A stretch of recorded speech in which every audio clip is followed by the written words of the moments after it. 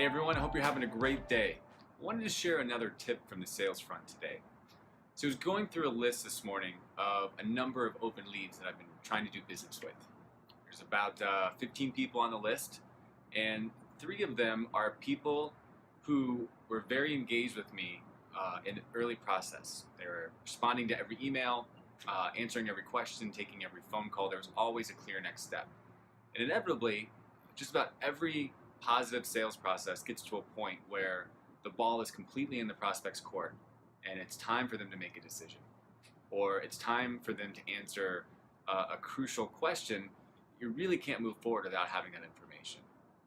And so I've got about 3 people on this list that I haven't really heard from in anywhere from 30 to 60 days. And we know what it's like. And if you've been watching the Juicy Bits video, I'm an evangelist for the power of follow-up. I really believe that 90% of sales happen with more follow-up than most people realize. But inevitably, if you've got someone on your list, if you kept everybody on your list forever, you would just crowd out the people who wanted to do business with you the most, and that wouldn't really be a positive thing. So what do? When do you decide to take these people off your list? When do you wave the white flag?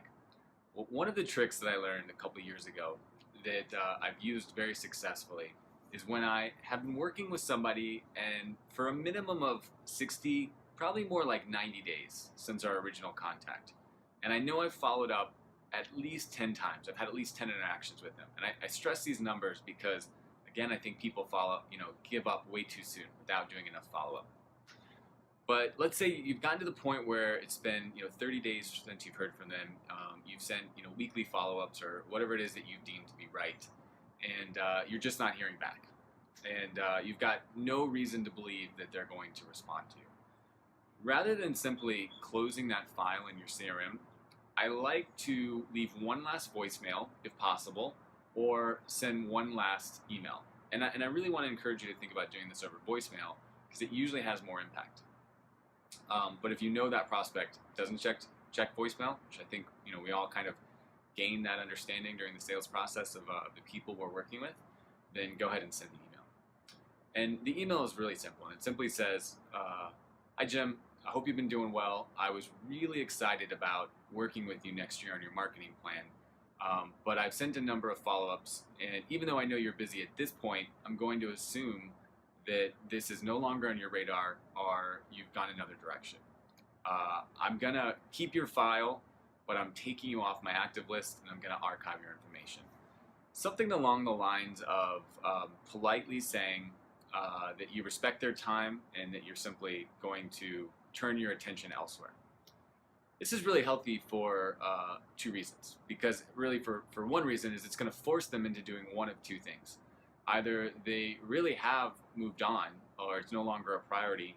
And I really believe that they're going to respect that you sealed this off so crisply, that you let them know that you're not just giving up on them, that you can only assume this is the way to go, but you're, of course, still going to save their information and you're there to help them at any given point.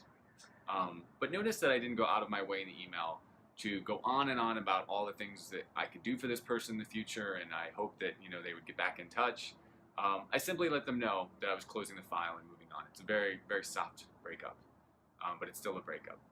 Now, if the person is just like so many of us, so many executives are just overwhelmed with 200 things on their plate when they only have room for 100, it will basically make you a squeaky wheel. It will bring your issue to the front of urgency, and they will want to write you back because if they're really interested and they're really just too busy, then they fear losing the momentum and the progress that they've already built with you in the sales process.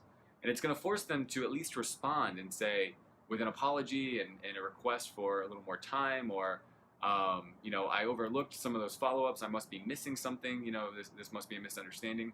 And it's really going to bring them to a point of either understanding that it's over and you're going to feel really good and you're going to create more space on your plate, more mental capacity to build more relationships, serve other people better, or it's going to at least allow you to understand where things are and get a clear picture of what's next.